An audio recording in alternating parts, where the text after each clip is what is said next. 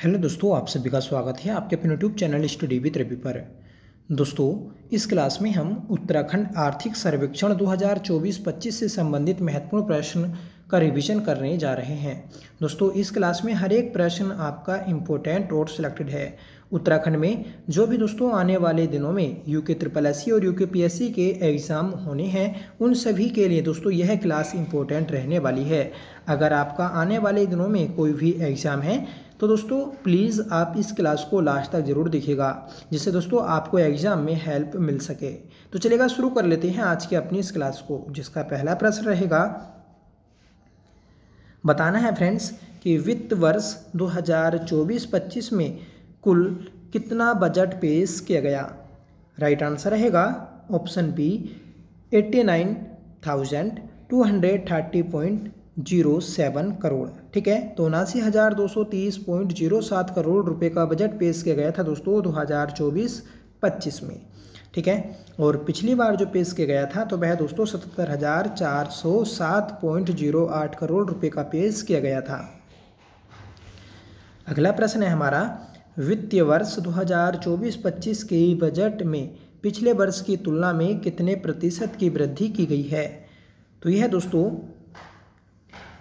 15.27% की वृद्धि की गई है। राइट आंसर रहेगा ऑप्शन वी। ठीक है, तो याद रखिएगा कि 2023-24 के बजट, ठीक है, से तुलना की जाए इस बार के बजट में, तो दोस्तों इस बार का बजट जो है तो वह आपका 15.27% अधिक है।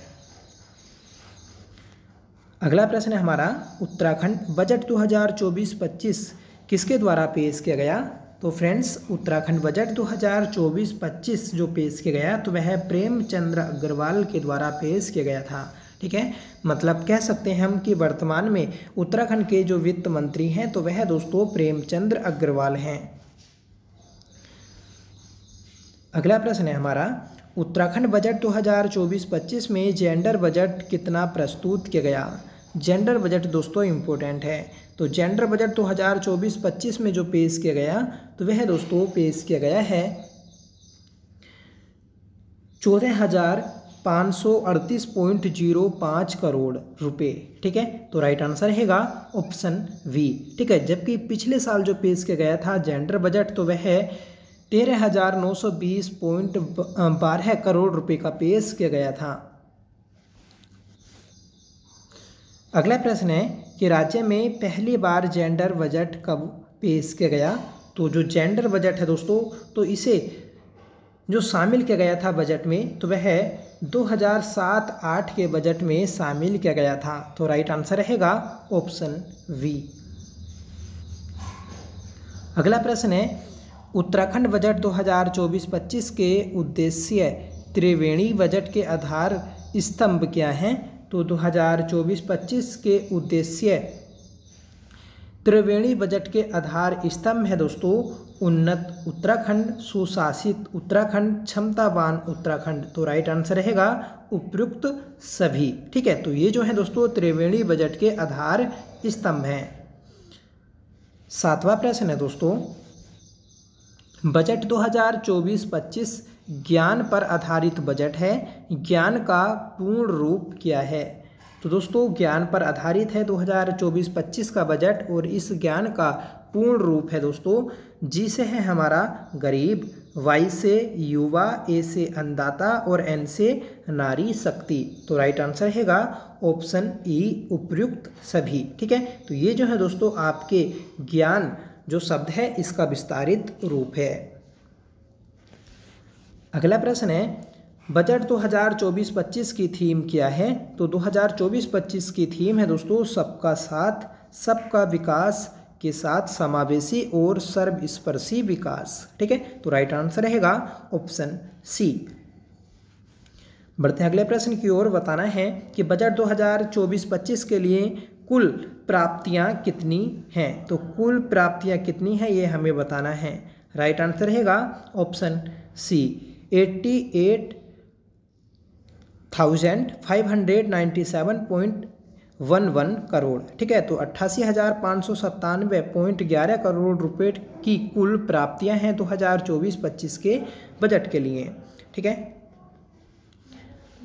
अगला प्रश्न है उत्तराखंड बजट 2024-25 में कुल व्यय कितना है। तो कुल खर्चा जो है दोस्तों तो वह 79,230.07 करोड़ रुपए का है। मतलब जितना बजट पेश किया गया उतना ही दोस्तों खर्च होना है। ठीक है। और जो हमारी प्राप्तियां थी तो प्राप्तियां कम थी। ठीक है। जब प्राप्तियां कम हैं और खर्चा ज़्यादा है तो इसलिए दोस्तों इन दोनों के बीच का जो डिफरेंस है, ठीक है, तो वह दोस्तों आपका राजकोषीय घाटा होता है। तो कह सकते हैं हम कि जो हमारा बजट है तो वह घाटे का बजट है। अगला प्रश्न है वित्तीय वर्ष 2024-25 में सर्वाधिक आय का अंश किस क्षेत्र से है। तो 2024-25 में राज्य को जो आय का अंश प्राप्त हुआ तो वह लोक ऋण से प्राप्त हुआ है। राइट आंसर रहेगा ऑप्शन ए। 12वां प्रश्न है फ्रेंड्स वित्तीय वर्ष 2024-25 में सर्वाधिक व्यय का अंश किस क्षेत्र में है। तो सर्वाधिक जो खर्च किया जाएगा तो वह वेतन भत्ते और अधिष्ठान पर खर्च किया जाएगा। राइट आंसर रहेगा ऑप्शन ए। नेक्स्ट क्वेश्चन है बजट 2024-25 में सूर्य स्थल को 5वें धाम के रूप में विकसित करने का निर्णय लिया गया। यह है कहाँ स्थित है। तो 5वें धाम के रूप में सूर्य स्थल को स्थापित किया जाएगा, विकसित किया जाएगा। यह दोस्तों आपका देहरादून में स्थित है। राइट आंसर रहेगा ऑप्शन सी। 14वां प्रश्न है दोस्तों बजट 2024-25 में 38वें राष्ट्रीय खेलों के लिए कितनी धनराशि का प्रावधान किया गया। तो दोस्तों 2024 में 38वें राष्ट्रीय खेल आयोजित किए जाने थे। ठीक है। अब तो ये दोस्तों 2025 में आयोजित किए जाएंगे। ठीक है। तो इसके लिए दोस्तों 250 करोड़ रुपए का बजट प्रावधान किया गया था। सही आंसर रहेगा ऑप्शन सी। अगला प्रश्न है उदीयमान खिलाड़ी उन्नयन योजना के अंतर्गत खिलाड़ियों की छात्रवृत्ति हेतु कितने बजट का प्रावधान किया गया। तो फ्रेंड्स इस योजना के अंतर्गत खिलाड़ियों की छात्रवृत्ति के लिए 10 करोड़ रुपए का प्रावधान किया गया है। राइट आंसर रहेगा ऑप्शन सी। अगला प्रश्न है राष्ट्रीय युवा महोत्सव हेतु बजट 2024-25 में कितनी धनराशि का प्रावधान किया गया। फ्रेंड्स ये किया गया है 10 करोड़ रुपए का। राइट आंसर रहेगा ऑप्शन सी। ठीक है। राष्ट्रीय युवा महोत्सव या राष्ट्रीय युवा दिवस जो मनाया जाता है तो वह दोस्तों आपका 12 जनवरी को मनाया जाता है और इसी के लिए 10 करोड़ रुपए का बजट प्रावधान किया गया। अगला प्रश्न है बजट 2024-25 में राजकोषीय घाटा राज्य जीडीपी का कितने प्रतिशत प्रस्तावित है। तो यह दोस्तों 2.38% प्रस्तावित है। राइट आंसर रहेगा ऑप्शन वी। ठीक है। नेक्स्ट क्वेश्चन है बजट 2024-25 में राज्य की अर्थव्यवस्था में सर्वाधिक योगदान किस क्षेत्र का है। तो सर्वाधिक योगदान दोस्तों द्वितीय क्षेत्र का है। सही आंसर रहेगा ऑप्शन वी। ठीक है। इंपॉर्टेंट क्वेश्चन है और ये दोस्तों एग्जाम में पूछा भी गया है। अगला प्रश्न है वर्ष 2023-24 के अनुसार राज्य की प्रति व्यक्ति आय कितनी है। तो 2023-24 के अनुसार है दोस्तों 2,60,201 रुपये। ठीक है। तो ये दोस्तों प्रति व्यक्ति आय है। ठीक है। अगला प्रश्न रहेगा राज्य की प्रति व्यक्ति आय में कितने प्रतिशत की वृद्धि दर्ज की गई। तो राज्य की प्रति व्यक्ति आय में दोस्तों जो वृद्धि दर्ज की गई तो वह की गई है 12%। राइट आंसर रहेगा ऑप्शन बी। ठीक है। तो पिछले वर्ष की तुलना में इस वर्ष जो प्रति व्यक्ति आय में वृद्धि हुई तो वह 12% की वृद्धि हुई है। नेक्स्ट क्वेश्चन है बजट 2024-25 में कैंपा योजना के लिए कितनी रुपए का प्रावधान किया गया। तो कैंपा योजना के लिए दोस्तों 343 करोड़ रुपए का प्रावधान किया गया है। जब दोस्तों बजट पेश किया जाता है तो उसमें कुछ प्रमुख योजनाओं को ध्यान में रखा जाता है। ठीक है। और कुछ नई योजनाएं भी लागू की जाती हैं। तो उसी के आधार पर दोस्तों कैंपा योजना भी शुरू की गई। ठीक है। और इसके लिए 343 करोड़ रुपए का प्रावधान किया गया। नेक्स्ट क्वेश्चन है कि गोला नदी पर निर्मित जमरानी बांध परियोजना के लिए धनराशि आवंटित की गई। तो गोला नदी पर दोस्तों जमरानी बांध परियोजना बनाई जाएगी। इसके लिए 710 करोड़ रुपए का प्रावधान किया गया है। राइट आंसर रहेगा ऑप्शन बी। ठीक है, आपको कमेंट करके बताना है कि गोला नदी पर जमरानी बांध कहाँ पर बनाया जाएगा। अगला प्रश्न है, लखवाड़ बांध परियोजना के लिए कितनी धनराशि आवंटित की गई? तो लखवाड़ बांध परियोजना, इसके लिए दोस्तों 250 करोड़ रुपए की राशि आवंटित की गई है। 24वां प्रश्न है, राज्य में संचालित रूफटॉप सोलर योजना के लिए बजट 2024-25 में कितनी धनराशि का प्रावधान किया गया? तो रूफटॉप सोलर परियोजना, इसके लिए दोस्तों 100 करोड़ रुपए का प्रावधान किया गया है। सही आंसर रहेगा ऑप्शन बी। 25वां प्रश्न है, बजट 2024-25 में जेंडर बजट में पिछले वर्ष की तुलना में कितने की बढ़ोतरी की गई? तो ये की गई है दोस्तों 617 करोड़ रुपए की बढ़ोतरी। तो राइट आंसर रहेगा ऑप्शन सी। 26वां प्रश्न है, उत्तराखंड राज्य की जीडीपी का देश में कौन सा स्थान है? तो दोस्तों उत्तराखंड राज्य की जीडीपी का देश में 20वां स्थान है। सही आंसर रहेगा ऑप्शन डी और इम्पोर्टेंट है, याद रखिएगा। 27वां प्रश्न है, उत्तराखंड राज्य की प्रति व्यक्ति आय का देश में कौन सा स्थान है? तो उत्तराखंड राज्य की प्रति व्यक्ति आय में 6ठा स्थान है। ठीक है, और कितनी थी दोस्तों? तो ये थी आपकी 2,60,201 रुपये। ठीक है, तो ये थी प्रति व्यक्ति आय उत्तराखंड राज्य की। नेक्स्ट क्वेश्चन है, राज्य में बेरोजगारी की दर 8.4% से घटकर कितने प्रतिशत दर्ज की गई? तो ये की गई है 4.9%। ठीक है, तो पहले जो थी राज्य में बेरोजगारी दर तो वह 8.4% थी, अब यह घटकर दोस्तों 4.9% रह गई है। 29वां प्रश्न है, उत्तराखंड राज्य में किस जनपद की सर्वाधिक प्रति व्यक्ति आय है? तो यह दोस्तों हरिद्वार की सर्वाधिक प्रति व्यक्ति आय है। सही आंसर रहेगा ऑप्शन ए। उसके बाद आता है दोस्तों उधम सिंह नगर। ठीक है, अब बात करेंगे हम कि सर्वाधिक जो प्रति व्यक्ति आय है हरिद्वार की, तो यह दोस्तों कितनी है? तो यह है 3,62,000 रुपये। ठीक है, और 2023 में जो थी इसकी प्रति व्यक्ति आय तो वह है 2,93,078 रुपये थी। ठीक है, तो ये दोनों आप याद रखिएगा। नेक्स्ट क्वेश्चन है, बजट 2024-25 के अनुसार राज्य में न्यूनतम प्रति व्यक्ति आय वाला जिला कौन सा है? तो यह दोस्तों रुद्रप्रयाग। रुद्रप्रयाग की प्रति व्यक्ति आय है 93,160 रुपये। ठीक है, उसके बाद आता है बागेश्वर, फिर आता है अल्मोड़ा। ठीक है, तो ये सबसे कम रुद्रप्रयाग, उसके बाद बागेश्वर, फिर उसके बाद दोस्तों अल्मोड़ा की प्रति व्यक्ति आय सबसे कम है।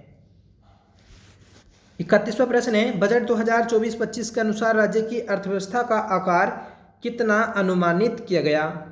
तो ये किया गया है दोस्तों 394,000 करोड़। मतलब राज्य की जो पूरी अर्थव्यवस्था हो चुकी है तो वह 394,000 करोड़ रुपए की हो चुकी है। ठीक है, 32वां प्रश्न है, राष्ट्रीय वार्षिक वित्तीय विवरण का उल्लेख संविधान के किस अनुच्छेद में किया गया है? तो राष्ट्रीय वार्षिक वित्तीय विवरण, इसका जो उल्लेख किया गया है संविधान में तो वह अनुच्छेद 112 में किया गया है। सही आंसर रहेगा ऑप्शन बी। तो ये था दोस्तों हमारा राष्ट्रीय वार्षिक वित्तीय विवरण का उल्लेख अनुच्छेद 112 में। अगर आपसे पूछा जाए कि राज्य वार्षिक वित्तीय विवरण का उल्लेख किस अनुच्छेद में है तो वह दोस्तों 202 में है। ठीक है,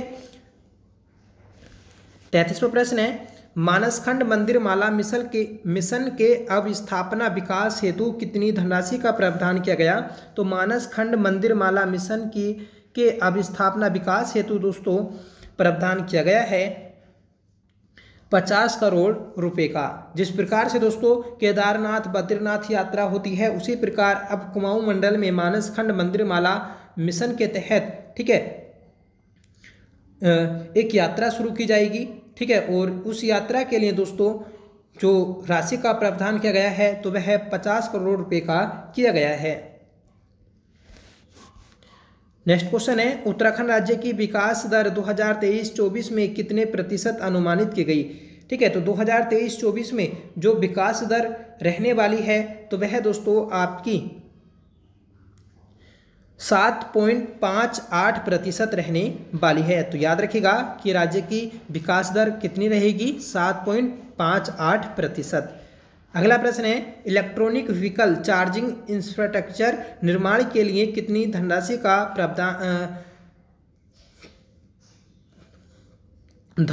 प्रावधान किया गया है।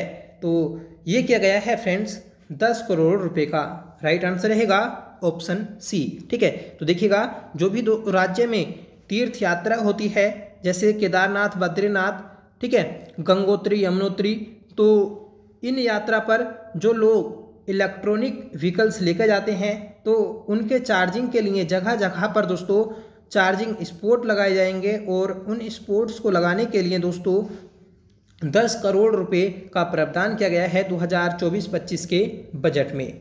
ठीक है, तो ये थे दोस्तों हमारे 2024-25 के आर्थिक सर्वेक्षण से संबंधित महत्वपूर्ण प्रश्न। सभी प्रश्न दोस्तों एग्जाम के लिए महत्वपूर्ण हैं। ठीक है, आज का आपका होमवर्क रहेगा जिसका आंसर आपको कमेंट करके बताना है कि उत्तराखंड की अर्थव्यवस्था किस प्रकार की अर्थव्यवस्था है। ठीक है, दूसरा क्वेश्चन है दोस्तों, राज्य में पहली बार जेंडर बजट कब पेश किया गया था। ठीक है, तो ये दोनों क्वेश्चन आपके होमवर्क के हैं जिसका आंसर आपको कमेंट करके बताना होगा। साथ में बताना होगा दोस्तों कि आपको ये क्लास कैसी लगी। आई होप ये क्लास आपको पसंद आई होगी। ठीक है, हमने दोस्तों पहले इसे पढ़ा था और हमने डिटेल में भी पढ़ा है। ठीक है, अगर आपको डिटेल वाली वीडियो देखनी है तो आप उसे भी देख सकते हैं। ठीक है, और ये थी हमारी रिविजन क्लास। आई होप आपका रिवीजन हुआ होगा। ठीक है, और ये रिवीजन दोस्तों आपको एग्जाम में जरूर हेल्प करेगा। तो चलिएगा, मिलते हैं नेक्स्ट क्लास के साथ। तब तक के लिए bye. Thank you so much for watching. जय हिंद।